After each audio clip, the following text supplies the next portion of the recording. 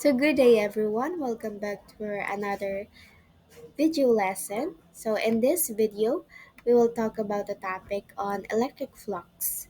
But before we proceed to that, let me first introduce myself. So I am Manliquez from CD10301. So what is electric flux? Electric flux is a measure of electric field flow through a given area. It's a concept in magnetism that describes the number of electric field lines passing through a surface. It's a property of an electric field defined as the number of electric lines of force or electric field lines that intersect in the given area. It's a way of describing the strength of an electric field at any distance from the charge causing the field. So here we have an example of electric flux in an open surface. So as you can see here, the red lines represent the electric field lines, and the blue color here object represents the surface area. Through a simple observation, we can see how the angle of the given surface affects the number of magnetic field lines that will pass through it. To denote the relative position of the surface oriented in the space, we should define the vector. It is placed at the center and that is perpendicular to the surface of the object. As you can see here, we have the black dashed line. So this is our vector. So electric flux has equation of electric flux is equals to electric field multiplied by the surface area. So the pi symbol here represents the electric flux. So before we proceed or continue in this discussion, let's first identify the symbols that we can encounter as we proceed or continue discussing this electric flux. So as I said earlier, the pi symbol is representing the electric flux, while the capital letter E represents the electric field, and capital letter A for the surface area, and the theta for our angle. So electric flux has a unit of Newton multiplied by meter squared. So since the angle of the surface also matters, we could say that electric flux is equals to electric field times surface area times cosine theta. From this result, we can see that the flux through a surface of fixed area has a maximum value when the angle between the normal to the surface and the electric field is zero. This situation occurs when the normal is parallel to the field and the surface is perpendicular to the field. The flux is zero when the surface is parallel to the field because the angle in this equation is at 90 degrees. In more general situation, the electric field may vary in both magnitude and direction over the surface in question, unless the field is uniform. Our definition of flux given by this equation therefore has meaning only over a small element of area. Consider a general surface divided up into a large number of small elements. Each of area has a variation, and the electric field over the elements can be ignored if the element is small enough. It is convenient to define a vector whose magnitude represents the area of the ith element and whose direction is defined to be perpendicular to the surface. The electric flux through this small element is this equation. So where we have used a definition of a scalar product of two vectors, by assuming per by summing the contributions of all the elements, we obtain the total flux through the surface. So this equation we can only use that if we have a small element. So if we let the area of each element approach zero, the number of elements approach infinity and the sum is replaced by an integral. The general definition of electric flux is therefore this equation. So this equation is a surface integral, which must be evaluated over the surface in question. So in general, the value of electric flux depends both on the field patterns and on the specific surface. So now that we identified or discussed the electric flux in an open surface, now let's have a practice exercise. So a spherical object with a radius of 0.23 meters that is in 45-degree angle with respect to the direction of the magnetic field lines that has a magnitude of 3.7 times 10 raised to 6 Newton over Coulomb. So what is its electric flux? So before we proceed on computing this problem, let's first illustrate or visualize the given problem.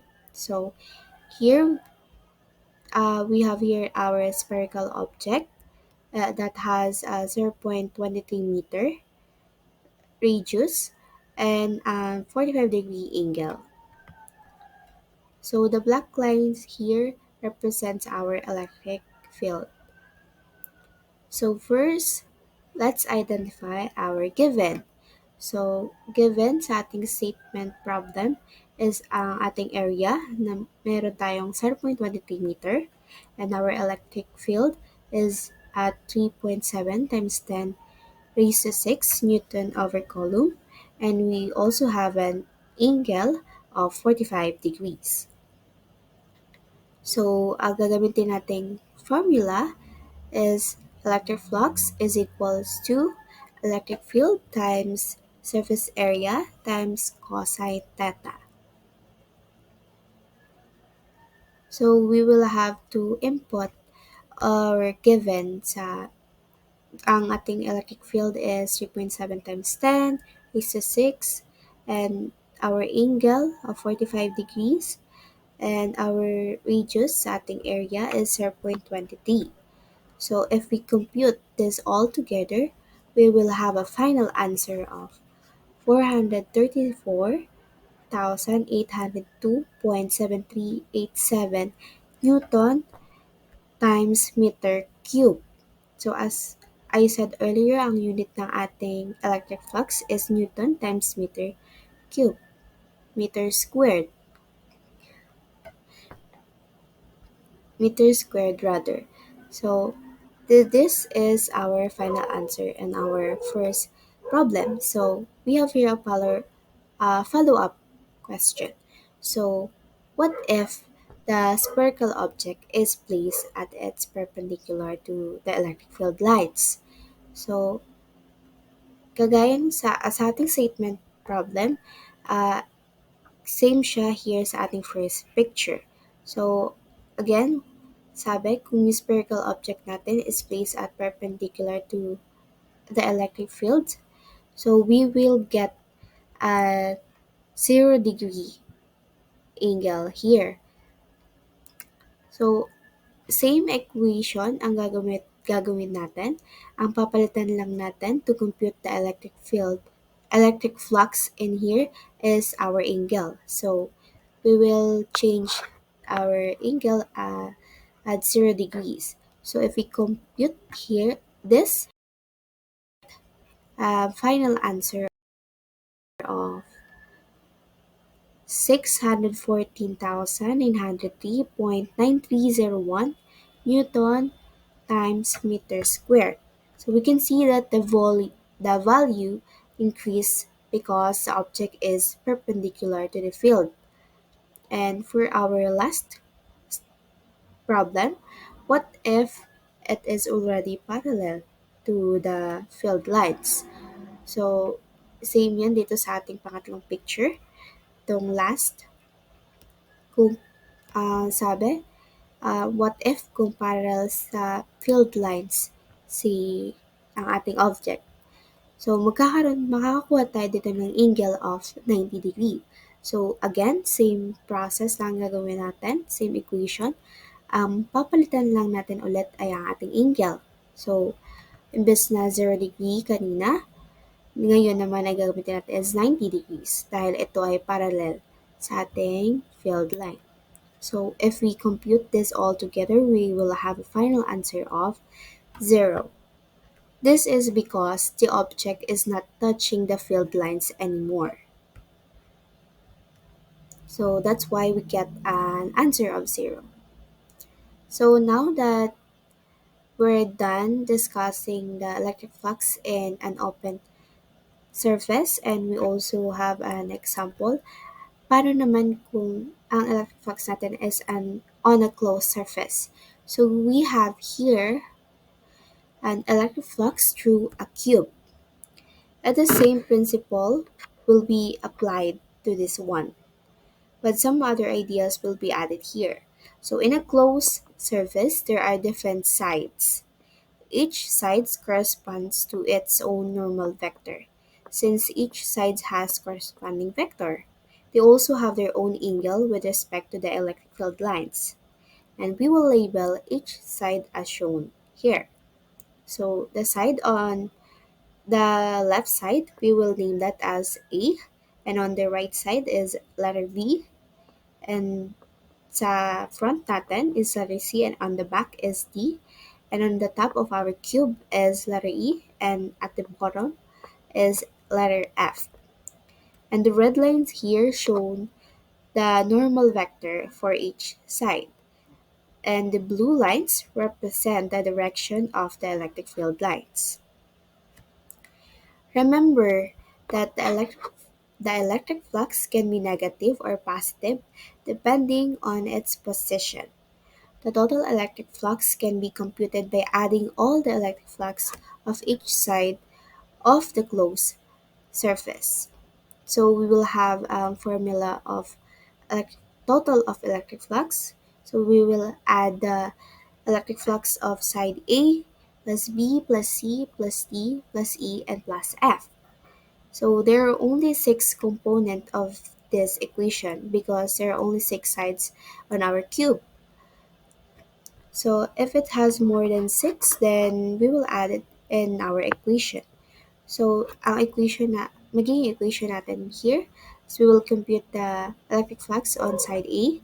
So we will get an answer of negative electric field times surface area. And on our side B, the electric flux is equals to positive electric field times surface area.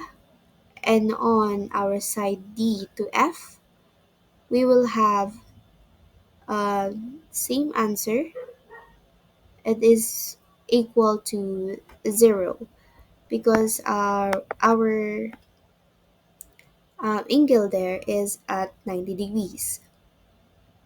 So if we combine this all together, we will have a final answer of 0. So the total flux, if we combine all the sides in our cube, is at 0. So the value on the side A is negative because the E is directed into the cube, whereas on B it becomes positive because it is directed away from the cube. So that would be all in this lesson. I hope you learn a lot and understand now what is electric flux and also on how to compute a problem in this. So that would be all. Thank you for listening.